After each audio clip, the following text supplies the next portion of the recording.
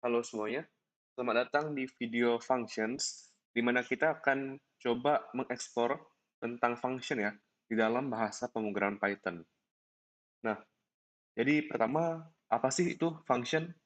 Nah, jadi function itu merupakan sebuah kumpulan code ya, kumpulan baris code yang dapat kita gunakan kembali dalam suatu program.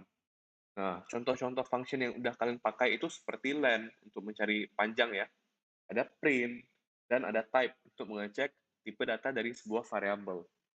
Nah, tiap kali kalian lihat kayak ada nama terus ada kurung kayak gini, itu sebuah function.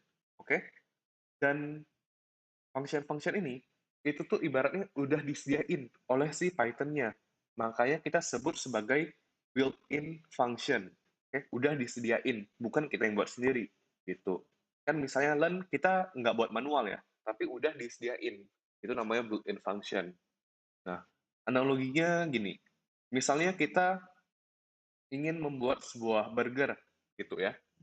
Nah, chef itu ibaratnya adalah sebuah function. Jadi kita cukup kasih bahan-bahannya aja, misalnya kita kasih roti, kasih daging, kasih keju gitu kan.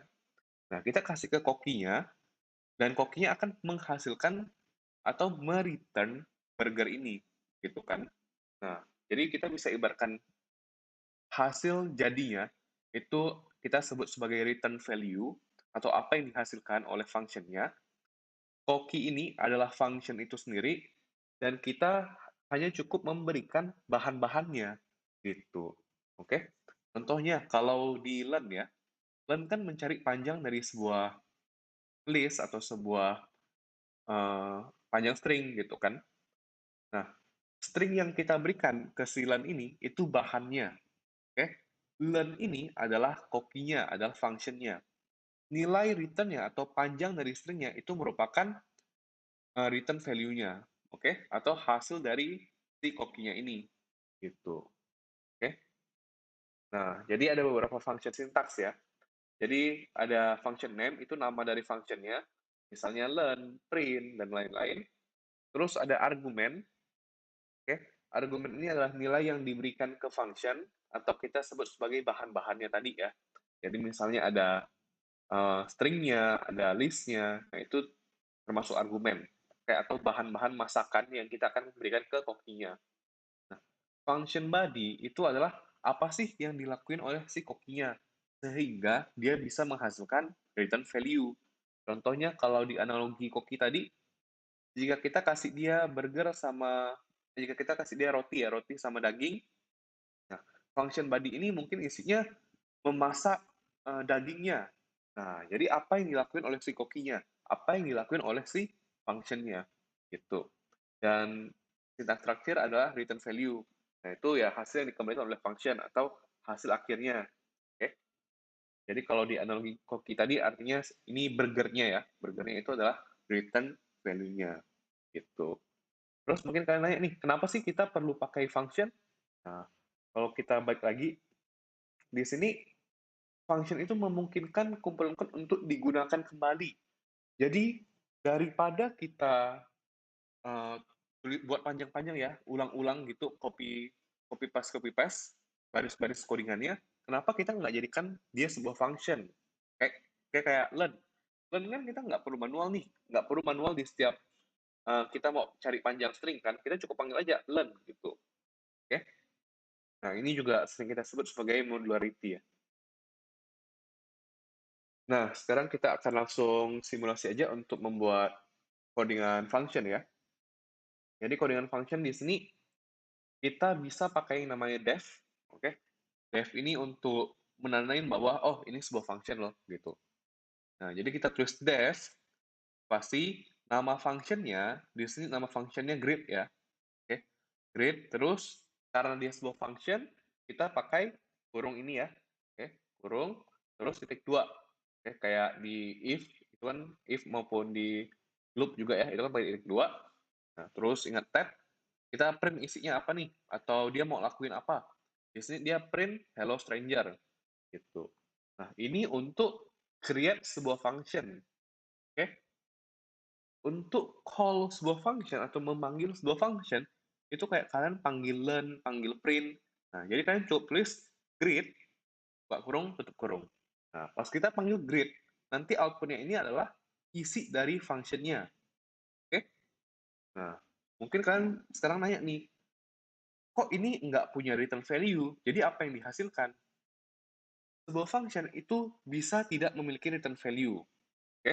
Tapi nanti aku contohin juga yang memiliki return value. Nah, tapi sebelum itu kita langsung simulasi dulu ya di codingan. Oke?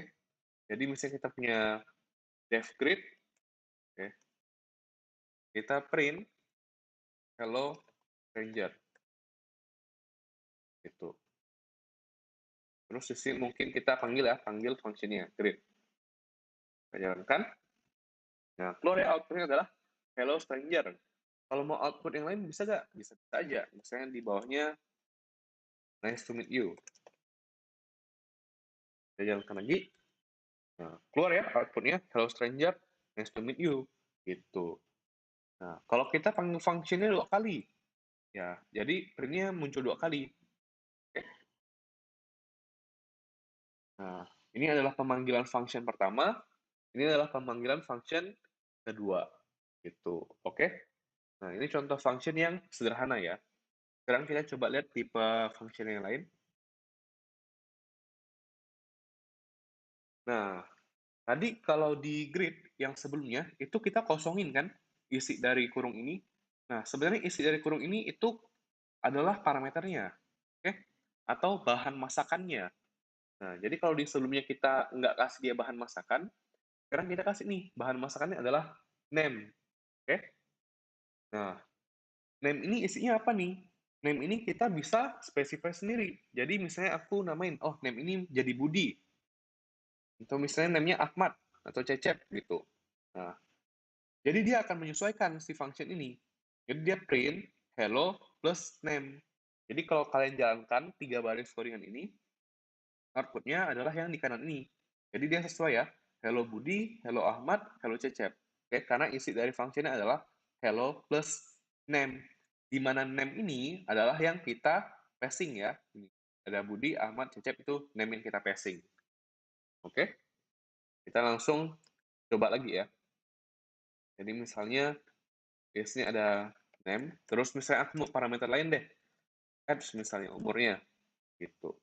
Terus kita coba print nih. Print namanya, kemudian print umurnya. Oke, di sini kita bisa namain misalnya Budi, umurnya 20. Kita coba jalankan ya.